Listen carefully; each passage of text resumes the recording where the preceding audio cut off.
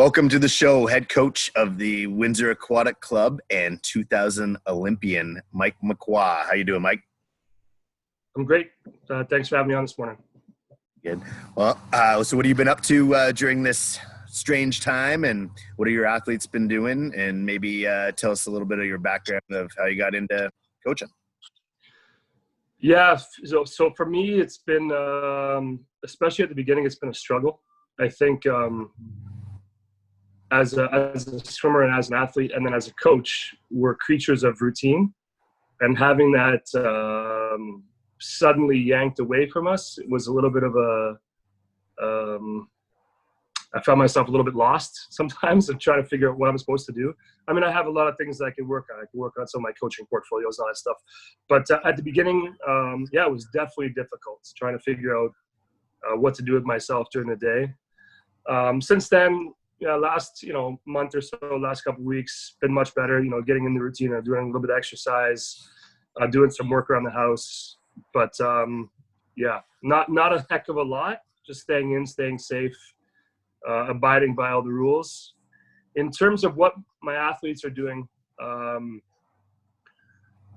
we have a program that we use for our senior athletes called HexFit.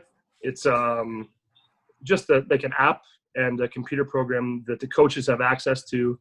We can design workouts for them, and they can go do it on their own. Obviously, with certain insurance things and some Ontario things, we're not asking them to do anything crazy. They should be in a safe space. But a lot of the stuff that we're asking them to do doesn't require any equipment.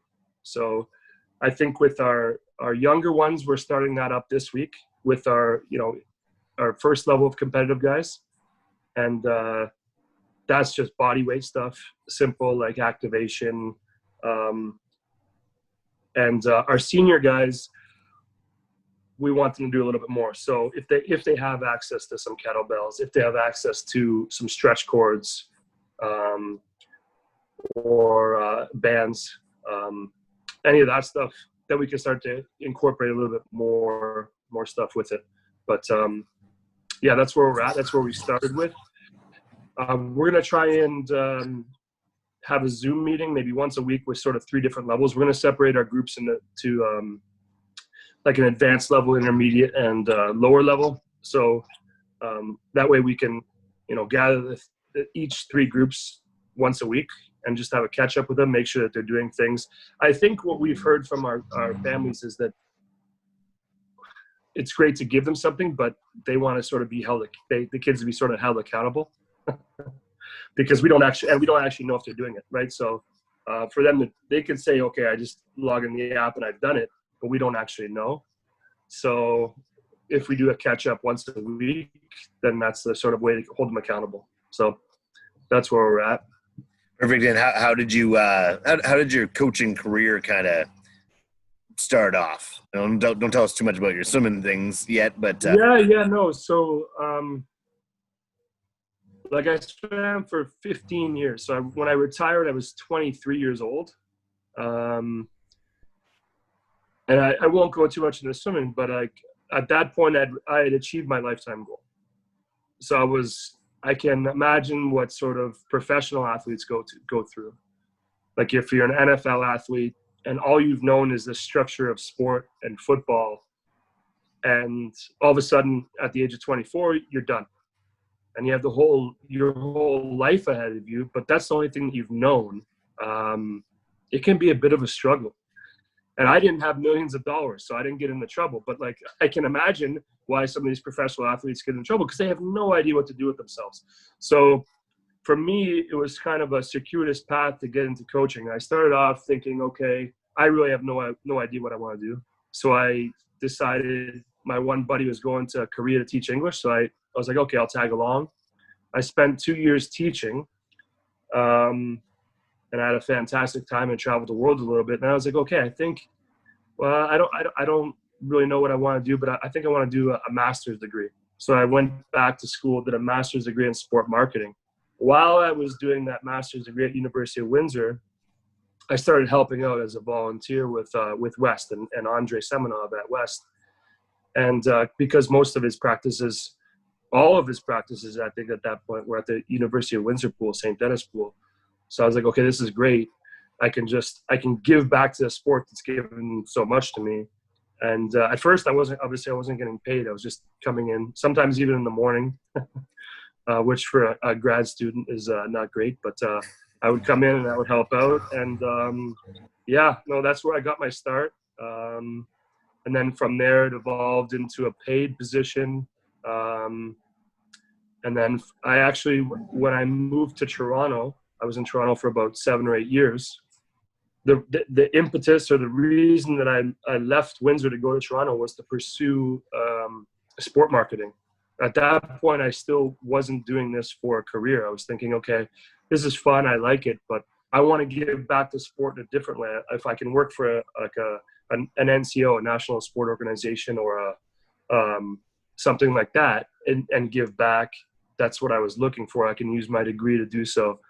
So when I went to Toronto, I got an internship with the Canadian Olympic Committee, and I was working with that. But then I realized, as I was doing that, I was also coaching the Scarborough Swim Club under Sylvain. And while I was doing that, I was like, I don't want to be in an office every single day staring at a computer. This is not really meant for me. I'm enjoying being on the pool deck, interacting with the swimmers and watching them develop. So then I stuck with that from there, and I dropped the corporate marketing jobs. From Scarborough, you went on to Markham, and I believe now with Windsor for 6 seasons. I think this is my 5th or 6th year. I'm not exactly entirely sure. Yeah. Well, why don't you tell us about some of your proudest moments, experiences there, or accomplishments, and what are you looking forward to most when you get back to the pool with your swimmers? Yeah, so I mean, in terms of accomplishments, we've had quite a bit of change since we got here. I mean, I think the membership is almost doubled since I've gotten here. When I came over, there was another coach that came with me, Coach Cord Kitson, started up with me at the same time. And since then, we've had some really, really high level success. We've had a girl, Sadie Fazekas, win a national medal in a 50 fly at national championships. As well, Maddie McDonald in a 50 backstroke, winning a senior national medal. Multiple junior national medalists, Brendan Oswald. Maddie Gatchell has been up there as well. Ethan Fazekas with just narrowly missing a junior team in the 50 freestyle. So we've had some really high-end performances. I think this year, Brendan Oswald had already made the 200 fly time to go to Junior Pan Pacs in Hawaii. So it's a little bit disappointing he wasn't able to get to trials and do it again and try and secure a spot in that team. But those are like the high-end successes. Some of the ones that I've been the most honored and proud of have been just in our first year winning team champs Division III. And then the next year we were set to rock and roll in Division II. And for whatever reason, Swim Ontario wanted us to host Division I. We're like, well, we can't host Division I and go to Division II in Brantford. So we didn't win Division II, but I think we were set to.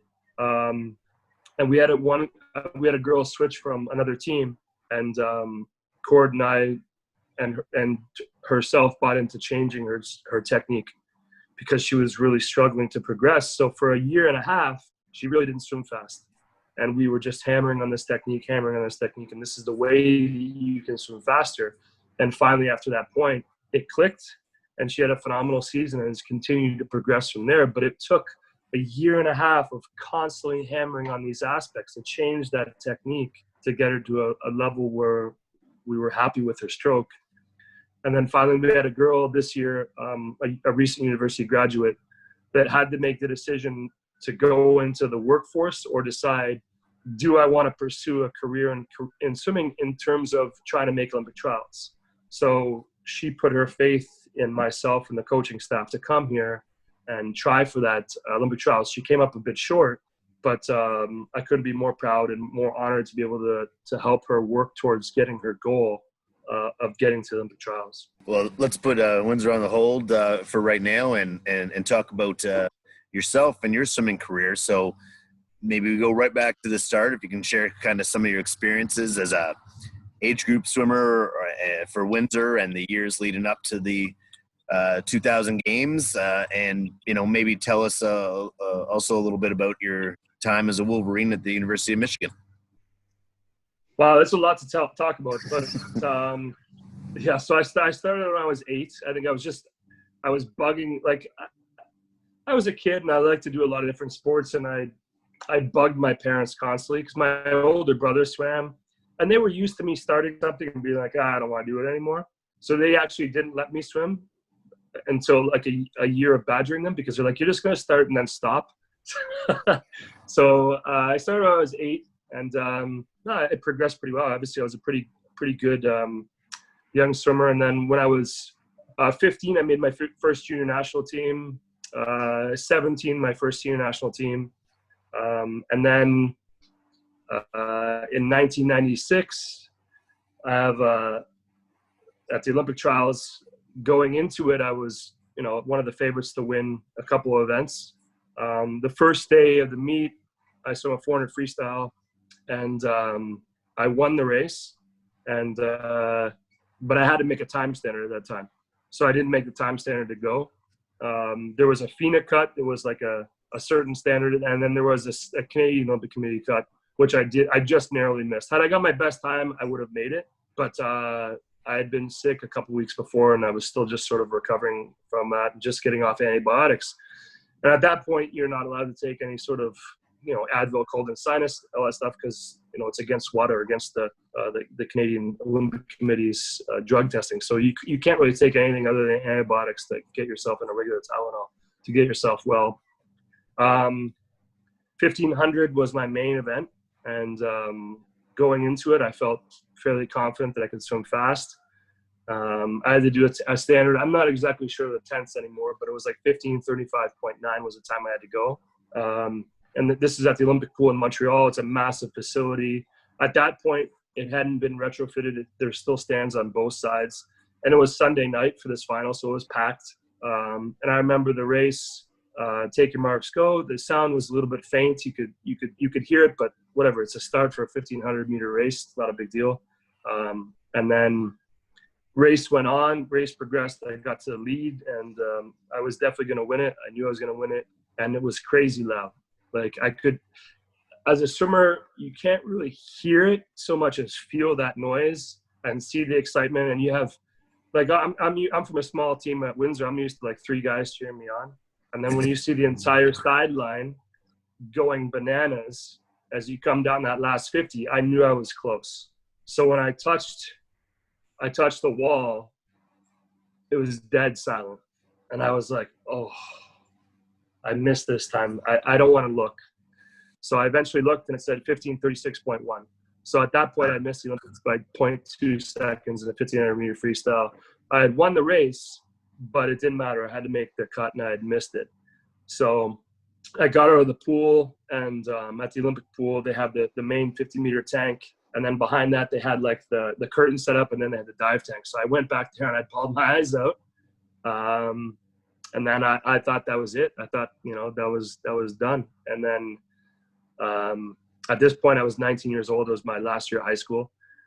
After the race, after I, warmed down and I went to the change room, somebody came up and asked me about the protest. I was like, what protest? What do you mean? And so it turns out that in all international races and national races, there's always a finish end. They move to start end if there's a 50. So the women's 50-meter freestyle was before our race. For whatever reason, they rerouted the sound down underneath the blocks at that end, the start end there, but they didn't reroute the sound back before my race. So that's why it sounded so faint at the beginning of the race. So when it started, we're like, okay, we could hear it. So my coach and a few others protested that it takes a certain amount of time for the sound to travel from that end of the pool to this end of the pool. So there was a committee. I guess people stayed there all night, and they determined that it was going to take like 0.27 for the time to get down there. So I ended up missing by like 3 to 4 100ths of a second after that protest. So I was a little bit jaded, a little bit. I mean, at that point, sports psych wasn't a huge thing, and I'm sure I could have used it, because I was like, man, I don't want to swim here. I just want to. That's sort of solidified my decision to go to the States. If Canada doesn't want to support me, then I'm getting out of here. So at that point, still, I hadn't decided where I wanted to go to school, and that was obviously I watched the Olympics that summer. This guy named Tom Dolan from the University of Michigan was phenomenal. He was the guy.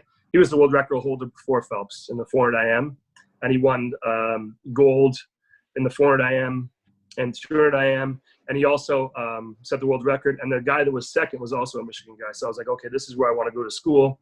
I called them up, and they said I had talked to him earlier, and because Tom Dolan decided he was going to go professional, they had now more money. So I said, oh, do you have any money? And they said, yeah, we have 50%. So I went on a 50% scholarship my first year and was able to progress through a higher scholarship throughout that, through my career at Michigan. When I was there, we were able to win 2 Big Ten championships, top 10 NCAAs, and I was able to get All-American a couple years in 1500 or 1650, and a captain my last year, a tri-captain my last year. So a phenomenal time there, especially when you get to go to football games and watch. In '97, we won a national championship. So yeah, Awesome. That's my swimming in a nutshell. Share some of your experiences there, what it was like to achieve the Olympic dream, and can you describe anything that was like any special memories from Sydney? Heading into 2000 trials, I was not the man anymore. I wasn't the guy in terms of 1500, 400. I knew that I had my work cut out for me. Not only did I have to make a standard, now I was going to have to make the FINA cut, and I was going to have to beat some swimmers that I hadn't beaten in a few years. So I realistically, I thought my best chance was in 200 freestyle in the relay. And in order for, they had it so that they would take 6 people potentially on that relay. So I don't know the exact times, but let's say in order for us to send 4 people, let's say that they had to average 151.5, the top 4. And then us to send 5 people, let's say it had to be 151.0. And then let's just say send 6, it'll be 150.5. So we did the race, I touched, and I was 6th. And there's no way looking at the clock I could do the math that quick. So I had no idea if I'd made it or not. And I got out of the water, and actually Owen von Richter, a guy that was in a similar situation in '96, just missed the Olympic team in the 400 IM from behind Curtis, went to Michigan as well. He was behind the blocks, and he was excited for me because he didn't know either. And he was standing there with me, and this guy came up to me and said, "Congratulations, you just made the Olympic team." And both of us look at him, no smiles on our face, and we say, "Are you sure?" And he's like, he's sort of taken aback, and he's like, "Yeah." I'm like, "Are you sure?" And he's like, "Yes." I'm like, "Okay, sweet, that's amazing." And then we did the whole house interview, and obviously I was super stoked and excited to be a part of it. Went through all the staging camps. We went to Cairns in Northern Australia, which was amazing. The Olympic Village is a whole different experience. As an alternate, there's no guarantee that we're going to swim. So for me, it was a little bittersweet that I wasn't able to actually race in the Olympic Games. We did a time trial. I swam my fastest ever time trial, actually best ever time. But we're not like the States or other countries, Australia, where they can put 4 people on in the morning and then 4 people on, different people at night. They decided that we were going to go with our 4 best in the morning. We qualified for finals and we were 8th place. So I feel like I was still a part of it, even though I didn't actually get to compete. That was definitely part of it. So the bittersweetness of that, being at the best shape of your life, at the biggest stage of your life, and not getting able to race. But I mean, yeah, the experience in itself was awesome. Maybe tell us how you felt when you were inducted to the Windsor Essex Sports Hall of Fame. Coming back and years later getting inducted to the Windsor Essex Sports Hall of Fame was really cool, because you don't get to that level by yourself. And having the ability to share that with my family, with my dad, my mom, my coaches, my teammates, having the ability to thank them for everything that they sacrificed or invested. I like to use the word invested, to help me get there was awesome. And to have my parents able to see that, and they can sort of pat themselves in the back. For me, it's great. Whatever, that's fine. A Hall of Fame, that's fantastic. But I thought of it more as an honor for them to be able to say, oh, this is my son. I got to say, it's swimming might be that individual sport, but it's definitely, like you said, you can't do it on your own. So there's that team factor of athlete, coach, parent, and all working cohesively together. So that's awesome to say. And I'm gonna tell you, I can understand the bittersweet part that you had with Sydney there too. But in the end, you were an Olympian and you achieved that dream. One of the things I always tell my swimmers is, well, I tell them a lot of stuff, but I tell them I'm never going to cry for them if they miss a festival standard or even a junior national or a national or Olympic trials cut. I'll be like, listen, you missed the Olympics, I'll cry with you. But until then, I'm all out of tears for that stuff. So, we'll get back to the drawing board. We'll work harder. We'll work smarter, but don't cry about it. There's nothing, I don't want to hear it. I love that advice. And speaking of advice, what can you tell the swimmers right now, or what can you share with them to what they should be doing right now, how they should be conducting themselves during the current situation, and what they can do to prepare as we get closer to getting back into the water? Yeah, I mean, the big thing I think is it's a good time to prehab or rehab. So if you've had anything that's like a nagging injury or like something that has always been a weakness, like if you've been told, okay, you got like weak hamstrings, because in general, swimmers' hamstrings probably aren't the strongest, because most of the kick we do is, quad-oriented kick down or kick up on backstroke. So trying to find that muscle balance. So doing exercises that you might not like because they hurt more than other exercises. So, and then creating that core stability, making sure that your upper back and your, like I said, your hamstrings or your core, you're working on, strength and conditioning that. Doing mental exercises, doing like a mental workbook. All those things can help. Obviously, if you have a pool and you have somebody to watch you while you're in the pool, like a parent, you could do lots of things with tethered swimming. You can get a stretch cord, tether yourself, work on technique, put a mirror down in the bottom of the pool and take a look at your technique while you're swimming. Lots of skull, or do a ton of flip turns. I'm going to do 200 perfect flip turns in a row. Push-offs, perfect streamline, one kick. Obviously, you can't do more than that in some pools, but work on something that you're not good at, so that when you get back to it, you're ready to go. So that's what I would say. Well, thank you so much for your time here today. Greatly appreciate this. I think this is an awesome interview. I think the swimmers and any parents or any other coaches catching this can gain a lot of insight. So greatly appreciate your time. No problem. Thanks, Brandon. All right. Take care, Mike.